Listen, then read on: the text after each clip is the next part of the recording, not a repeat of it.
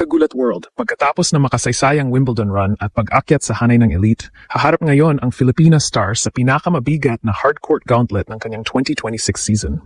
Washington, Toronto, Cincinnati at US Open. Hindi lamang ito paghahanda para sa Grand Slam. Isa itong pagkakataong baguhin muli ang kanyang world ranking at lumapit sa inaasam na top 20. Sa opisyal na WTA rankings noong July 20, si Alex Ayala ay world number 29 na may 1,666 points. Ang kasalukuyang number 20 na si Anna Kalinskaya ay may 2,300, agwat na 634 points. Malaki ang pagitan pero hindi imposible sa isang swing na may WTA 500, dalawang WTA 1000 at isang Grand Slam. May 500 points para sa Washington champion, tig 1,000 sa Toronto at Cincinnati at 2,000 sa US Open. Dahil best results lamang ang binibilang sa ranking, hindi lahat ng puntos ay direktang may dadagdag. Ngunit ang isang deep run, o kombinasyon ng quarterfinals at semifinals ay maaring maghatid kay Alex sa pintuan ng top.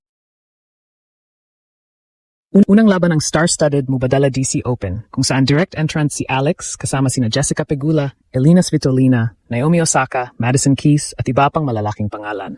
Pagkatapos nito ay Toronto at Cincinnati, dalawang magkasunod na WTA 1000 events bago ang pagbabalik niya sa New York. Ang lugar kung saan siya naging junior Grand Slam champion at nagtala ng makasaysayang senior main draw win noong 2025.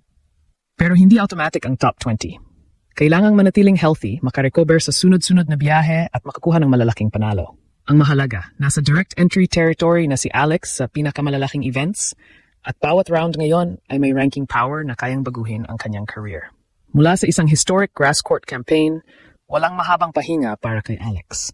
Matapos ang sponsor appearances, fan events at maikling homecoming sa Pilipinas, umalis na siyang muli ng Manila para bumalik sa trabaho. Ang mensahe sa social media ay simple, hardcourt swing na at ang US Open ang malaking target. Ngunit sa likod ng excitement, may isa pang numerong pwedeng maging sentro ng kanyang susunod na kuwento, ang World Top 20. As of July 20th, opisyal na nasa World number 29 si Alex na may 1,666 ranking points. Isang pwesto ang ibinaba niya mula number 28, ngunit dikit na dikit ang standing sa bahaging ito ng rankings. Isang punto lamang ng number 28 na si Anastasia Potapova sa kanya, habang 4 na puntos lang ang pagitan ni Alex at number 30 Clara Tauson. Sa kabilang dulo, ang number 20 na si Anna Kalinskaya ay may 2,300 points. Ibig sabihin, 634 points ang kasalukuyang raw gap mula Alex hanggang top 20. Dito kailangang maging maingat. Hindi ibig sabihin na kapag nakaipon si Alex ng eksaktong 634 tournament points ay automatic na world number 20 na siya.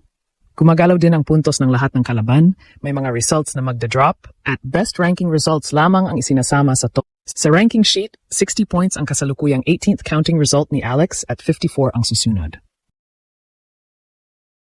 Kaya sa maraming bagong tournament results, ang tunay na net gain ay points earned minus the weaker result being replaced. Gayunpaman, malinaw ang opportunity. 4 na malalaking events ang magkakasunod at napakalaki ng puntos na nakahain. Una ang Mubadala DC Open, isang WTA 500 event sa Washington. Direct entrant si Alex sa 28-player singles draw. Hindi ito madaling warm-up tournament. Nasa field sina Jessica Pegula, Elina Svitolina, Marta Kostyuk, Naomi Osaka, Eva Jovic, Leylah Fernandez, Madison Keys at marami pang dangerous players. May 60 points sa second round, 108 sa quarterfinal, 195 sa semifinal, 325 para sa finalist at 500 para sa champion. Dahil 60 points ang kanyang kasalukuyang pinakamababang counted result, ang second round finish ay halos walang malaking net increase. Ngunit mula quarterfinal, pataas ay nagsisimula na maging mahalaga ang dagdag. Pagkatapos ng Washington ay Toronto National Bank Open, ang unang WTA 1000 stop ng campaign. Ang event ay may malaking draw at 72 sa top 75 players ang nakatakdang pumunta sa Toronto. Sa ganitong field, halos bawat round ay maaring magmukhang laban sa seeded player.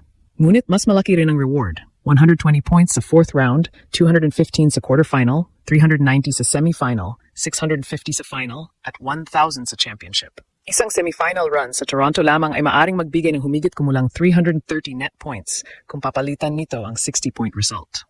Biglang mahahati ang agwat patungong top 20. Susunod ang Cincinnati Open, isa pang WTA 1000 na may kaparehong malaking point structure. Nakalista si Alex bilang playing sa official WTA player page. Dito masusubukan ang recovery, conditioning at adaptability niya. Dahil manggagaling ang mga players sa mahabang Toronto tournament at halos agad lilipat sa Cincinnati. Para kay Alex, hindi lamang talent ang susi. Kailangan ng tamang scheduling, tulog, physical therapy, nutrition at smart practice. Ang isang deep run sa unang WTA 1000 ay magandang problema pero maaari ring makaapekto sa katawan sa kasunod na event. At pagkatapos ng lahat, US Open. Ito ang pinakamalaking points opportunity. 70 sa second round, 130 sa third, 240 sa fourth, 430 sa quarterfinal, 780 sa semifinal, 1,300 sa final, at 2,000 sa championship. Noong 2025, nagtala si Alex ng kanyang unang senior Grand Slam main draw victory sa New York matapos talunin si Clara Tauson. Ngayon, inaasahan siyang babalik bilang top 30 player, Wimbledon round of 16 finisher, at mas kilalang pangalan sa buong tennis world. Kaya abot kamay ba talaga ang top 20? Hindi ito garantiya, ngunit hindi rin ito empty hype. Sa isang WTA 1000 semifinal at isa pang solid quarterfinal o sa isang breakthrough US Open run, pwedeng mabura ang malaking bahagi ng 634-point gap. Ang mas malaking pagbabago, dati, ang tanong ay kung makakapasok pa si Alex sa main draw.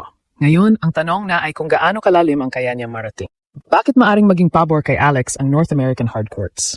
Unang dahilan ang kanyang history sa surface. Sa Miami noong 2025, doon niya unang ginulat ang buong tennis world nang talunin ang sunod-sunod na Grand Slam champions, kabilang sina Jelena Ostapenko, Madison Keys at Iga Swiatek, at umabot sa WTA 1000 semifinal. Sa parehong taon, sa US Open naman niya tinalo si Clara Tauson sa isang dramatic comeback para maitala ang unang main draw Grand Slam victory ng isang Filipina sa Open era. Hindi foreign territory para kay Alex ang mabilis na court, matinding humidity, maingay na crowd at pressure ng malalaking American tournaments. Pangalawa, mas mature na ang kanyang game kumpara ng unang breakout sa Miami. Hindi na lang surprise factor ang dala niya. Sa 2026, mayroon na siyang 30 wins laban sa 18 losses, ayon sa WTA profile. WTA 125 title sa Birmingham, semifinal sa Berlin at round of 16 sa Wimbledon. Napatunayan niyang kaya niyang manalo sa iba't ibang kondisyon at makipagsabayan sa established elite names. Ang challenge ngayon ay consistency. Kaya ba niyang ulitin ang high level sa apat na sunod-sunod na events? Hindi lamang sa isang magical week. Sa technical side, mahalaga ang first serve percentage at second serve protection. Sa hard court, mas mabilis parusyahan ng aggressive returners ang maikling bola. Kailangan ding maging sharp ang kanyang left-handed patterns. Wide serve sa ad court, first strike forehand at mabilis na pagbabago ng direction gamit ang backhand. Kapag nakokontrol niya ang baseline at hindi siya napipilitang puro depensa, kaya niyang guluhin kahit ang pinakamalakas na hitters. Ngunit kapag bumaba ang serve speed o umiiksi ang bola, mahihirapan siyang pigilan ng pressure mula sa mga power players. Ito ang isa sa mga areas na kailangang bantayan matapos makita sa Wimbledon match laban kay Jasmine Paolini na maari pa siyang ma-pressure kapag hindi consistent ang first serve at kailangan niyang paulit-ulit na makipaglaban sa mahahabang service game. Gayunman, umabot pa rin siya sa 3 sets laban sa top 20 opponent at ipinakita ang mental toughness na magiging mahalaga sa American swing. Mahalaga rin ang draw. Sa Washington, dahil 28 players lamang ang singles field at maraming top 20 at Grand Slam champions, pwedeng makakuha agad si Alex ng high-level opponent.